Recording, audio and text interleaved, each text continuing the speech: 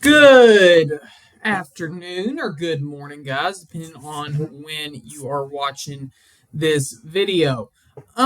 So here is the plan for today. I apologize once again that I cannot be there today.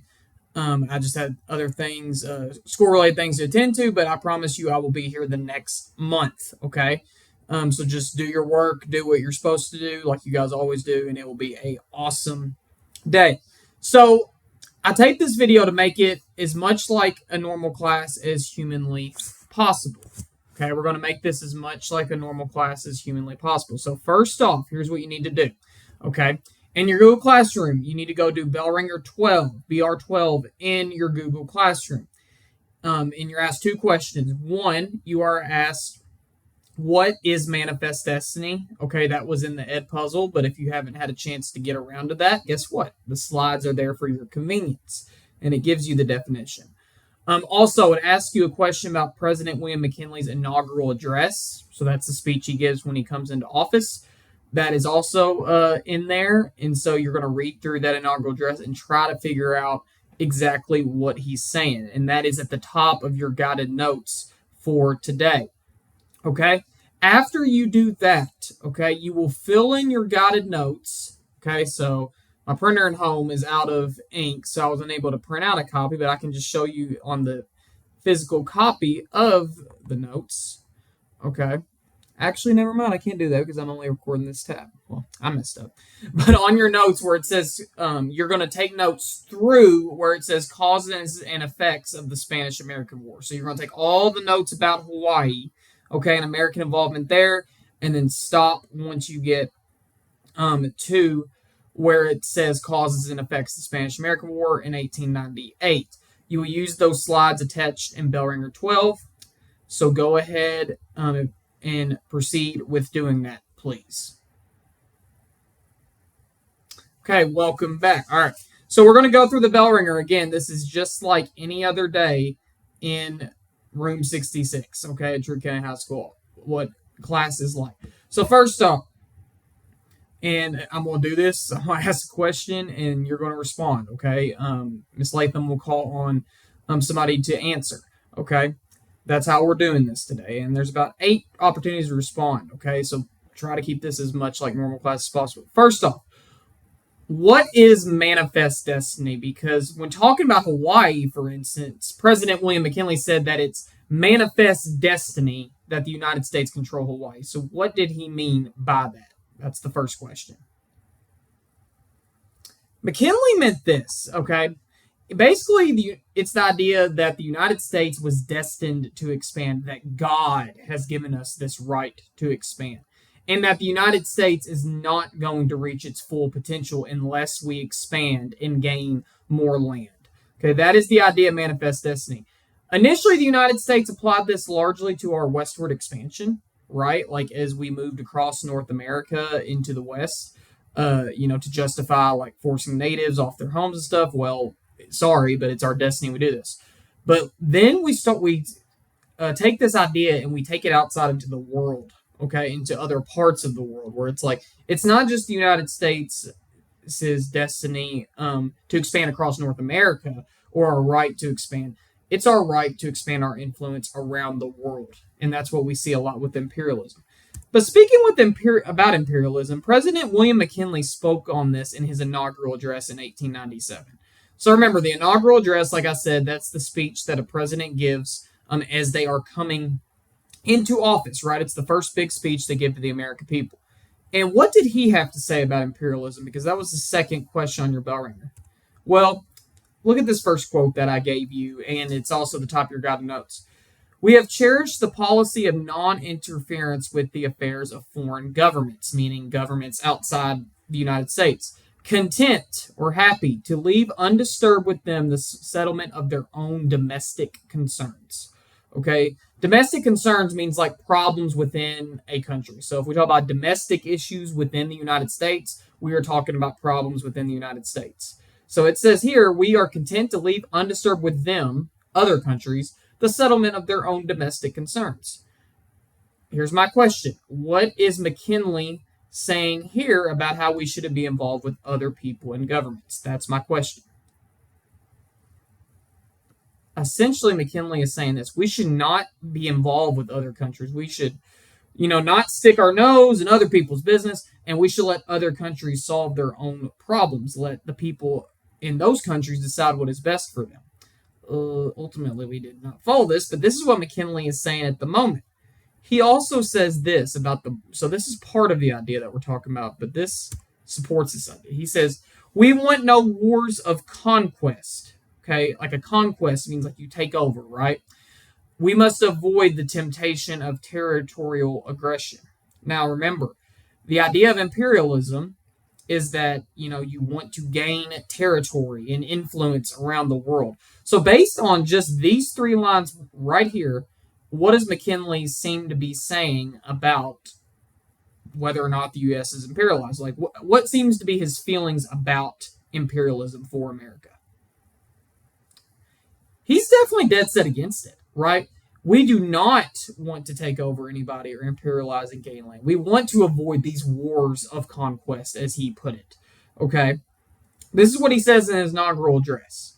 But yet, a little over a year later, the United States would be involved in a war in which we would win and gain several new territories around the world. Okay? So again, he said that we would not imperialize, we would be neutral. However, he ended up leading our imperialism. As all these territories I have listed, Hawaii, Cuba, Puerto Rico, and the Philippines, all were received in 1898. In 1 year, the United States received all of this territory around the world.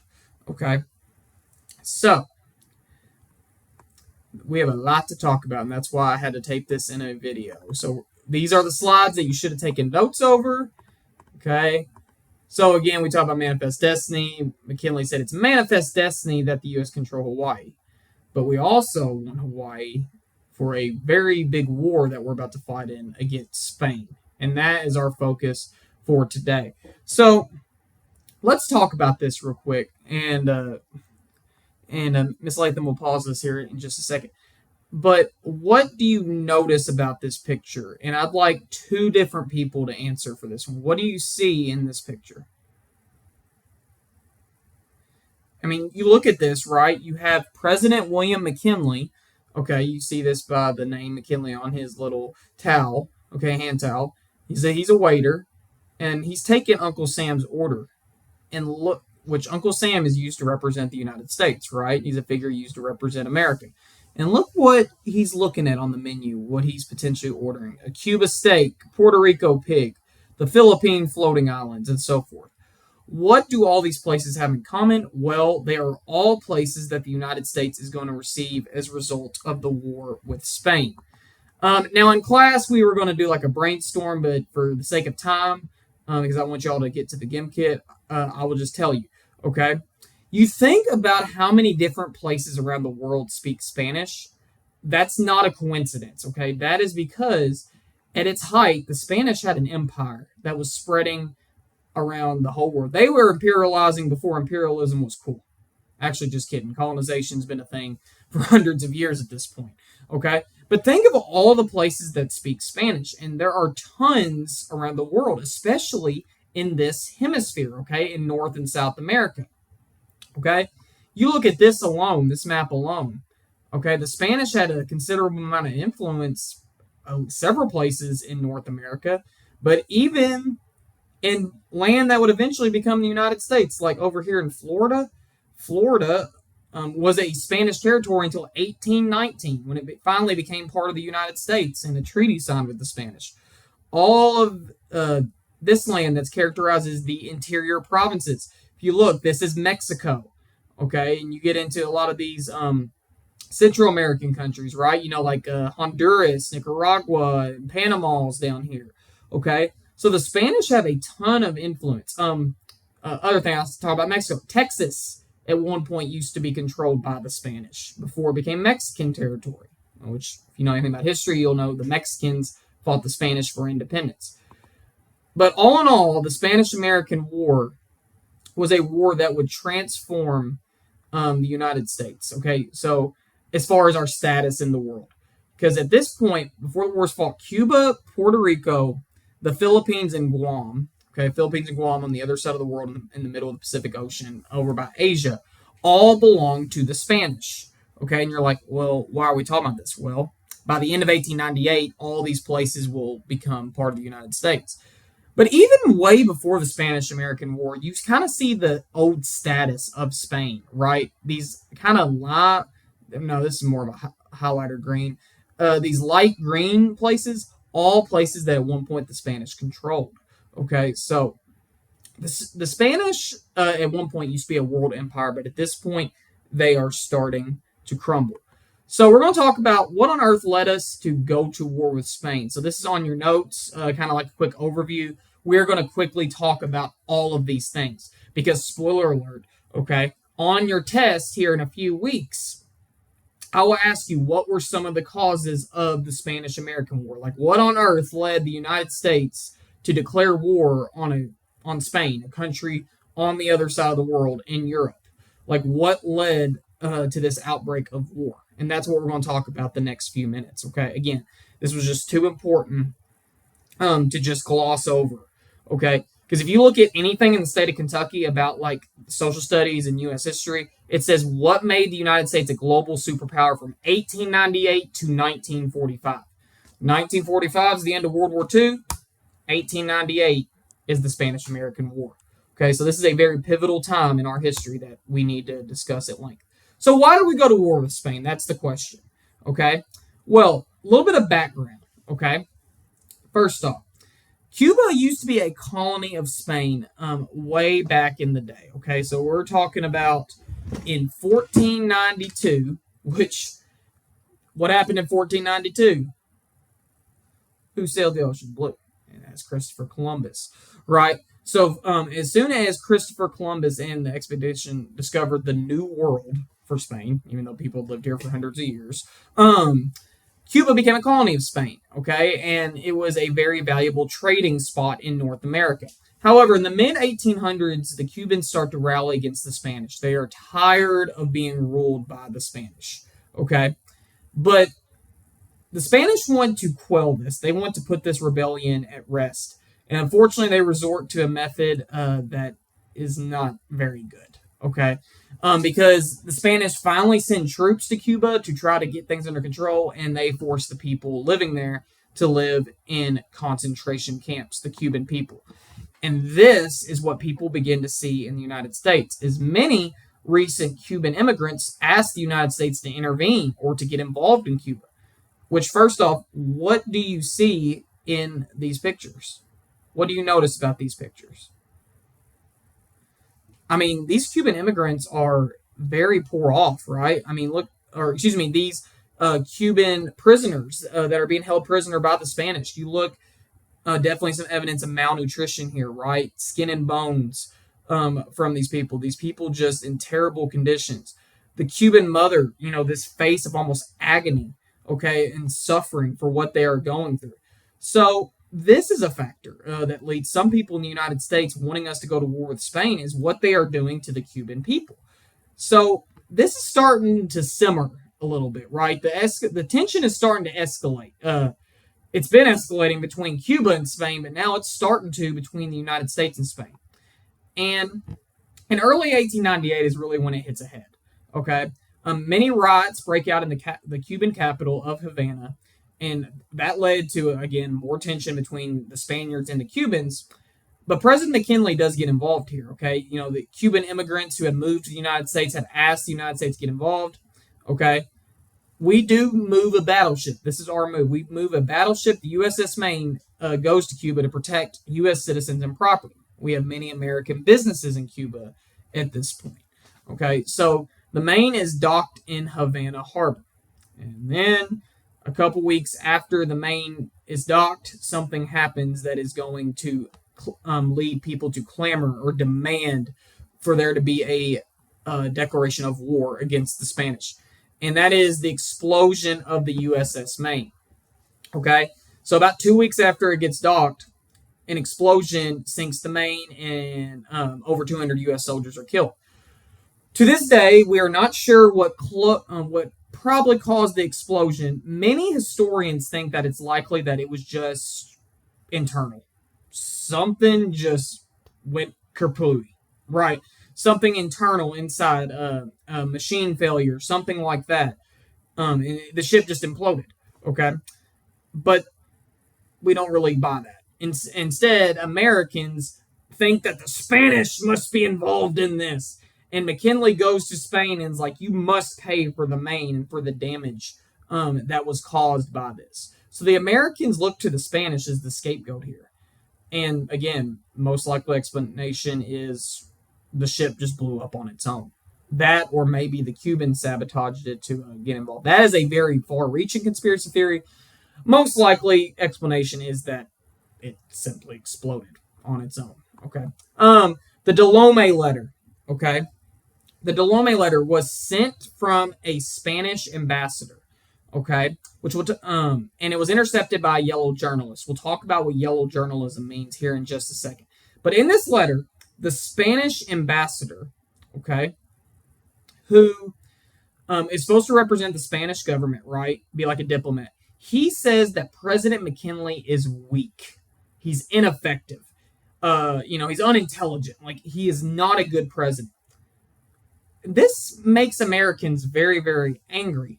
When you think about it, why would they be so angered by this? Well, this is their commander-in-chief, right? This is the president of the United States that the Spanish ambassador has called weak.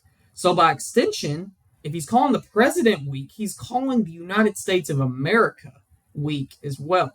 So this letter, this is going to really cause some tension. So we've talked about all these things that the Spanish have done, or interactions between us and the Spanish.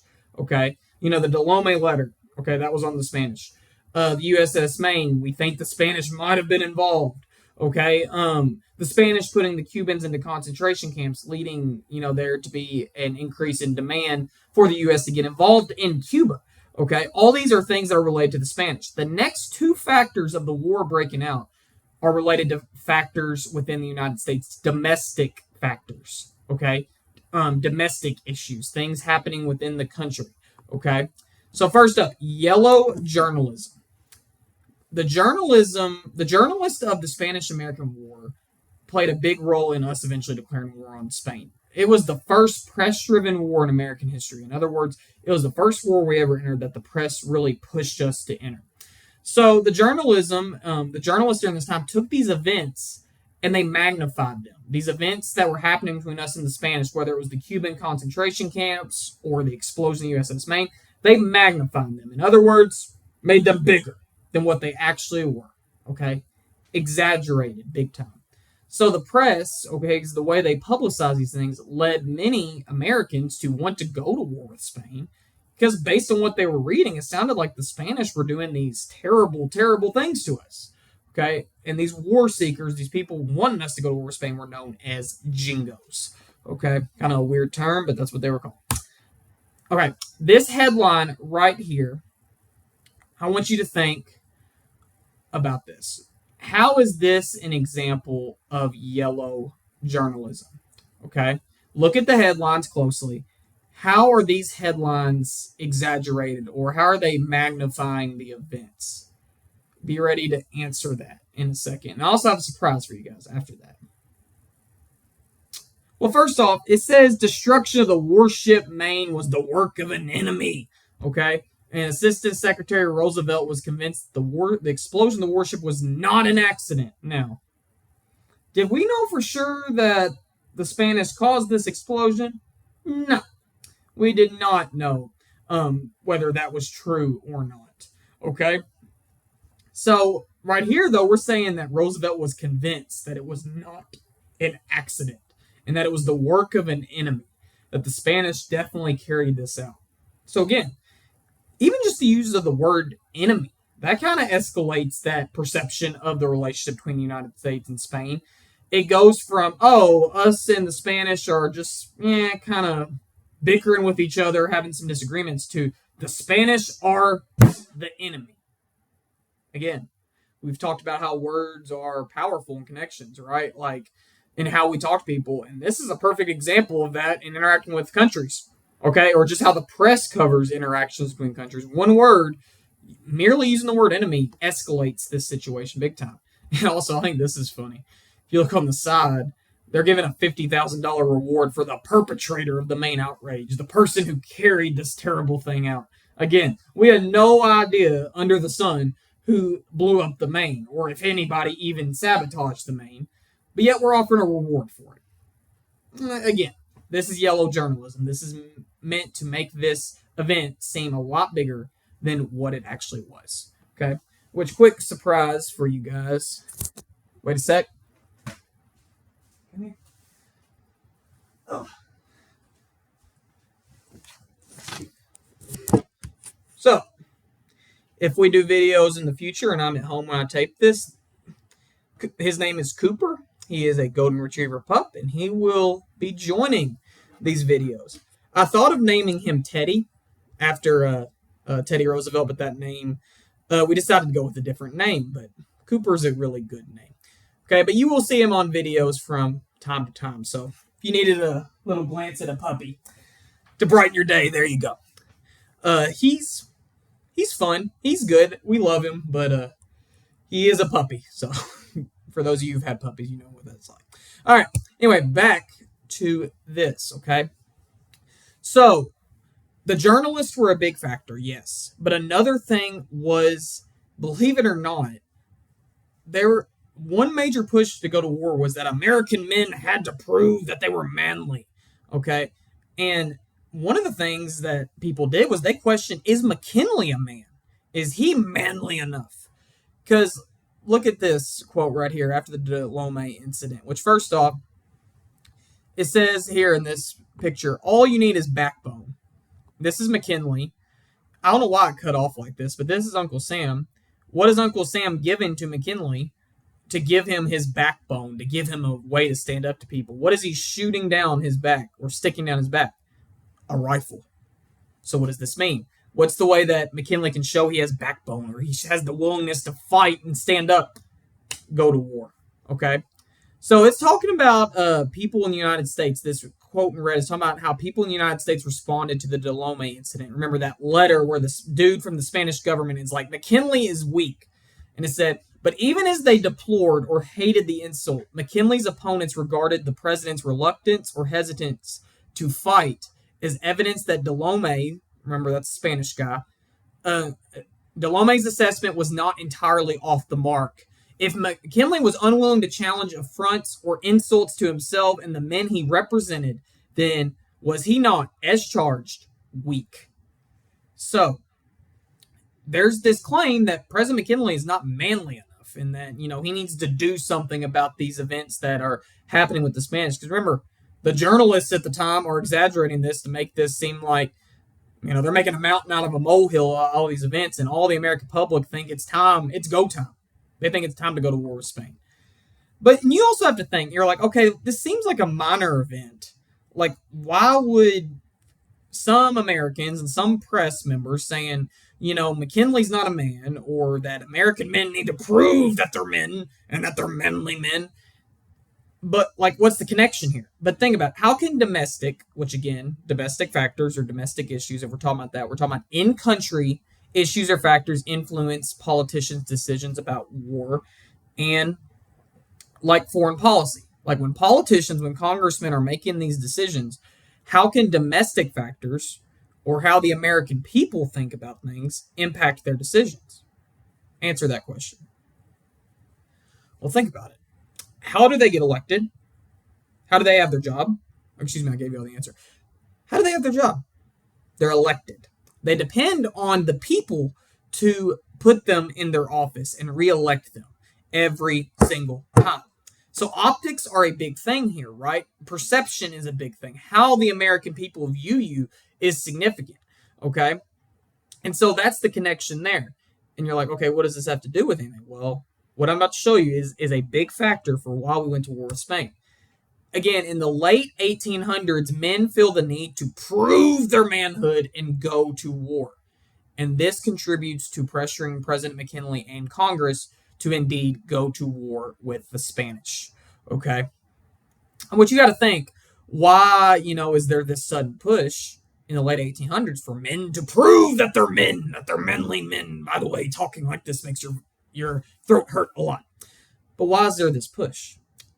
Unfortunately, some men, because you think about what's going on in the late 1800s, there's this push for who to get the right to vote? Women. Is this a threat to some men in the United States at the time? Yes, they are losing a little bit of their political power.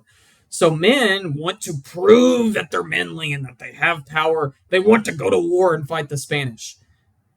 And if I'm President McKinley or I'm a congressman who's being voted in by these people, do I want to look like I'm being weak on the Spanish? Not really. Because I want to keep my job. Because this is a factor. Okay, men feel the need to be men and prove that they're manly. There's actually a whole book about this. I read it in one of my classes in college because I did not think that this would be this big of a factor. But if you looked at journalists at the time, newspapers from the time period, this was a biggie. Okay, the fact that some wanted to prove that they're men and go to war, and some people voted to go to war because they did not want to be characterized as quote unquote unmanly. Again, kind of crazy. So ultimately, the U.S. decides to declare war on Spain in the spring of 1898. These jingos and the journalists, everybody else, they wore down McKinley's neutrality because they questioned his manhood. They're like, is he actually going to do something about the Spanish? And finally, McKinley's just tired of dealing with it. He punts the decision to Congress, which this is weird because Congress is who formally declares war, right? The president does not have the ability to do that. But almost every single time in history that we've went to war formally, the president has asked Congress for a declaration of war. McKinley doesn't really do that. He just tells Congress, you vote. Decide whether or not we go to war. Congress ultimately decides to go to war with Spain. Okay? So we've had this massive buildup, right? You know, in the spring of 1898, our relationship with the Spanish, to say it is harmonious is false. Because it is not. It is the exact opposite of that, right? We're having all kinds of issues with the Spanish. So you're like, oh my goodness, this is about to be like an all-out Donnybrook, like slugfest. Like the United States and Spanish are about to go to war for like 3 to 4 years. No. That is about the farthest thing from what happened. That's what you would think. But actually, the Spanish-American War, in the eyes of the U.S. military and government, was one of the most successful wars in our history. Because here's why. I only have one slide about this, because really, not a ton of things happened in this war. As far as, like, we've kind of shifted away from, like, talking about battles and stuff like that. We don't talk about a ton of battles in this class. But you do need to know the results here, but this pretty much sums everything. The war only lasted like 10 weeks. That's it. Like less than 3 months. And less than 500 Americans are killed in combat. Now, question, because this was on the crash course video you watched. A lot of this fighting occurs in tropical places like Cuba, the Philippines, Puerto Rico. So many Americans do not die in combat or fighting, but what do most American soldiers die of in the Spanish-American War? That's the question. It's disease, okay? Specifically malaria from mosquitoes in these tropical low-lying places, okay? Very humid places. So Cuba, Puerto Rico, Guam, and the Philippines is where all the fighting takes place. And this is known as a splendid little war because, again, we only lost 500 soldiers in combat. But look at what the Treaty of Paris gave us. The Spanish are quick to sign this treaty with us. They just want the fighting over with. The United States gets the territories of Cuba, Philippines, Puerto Rico, and Guam.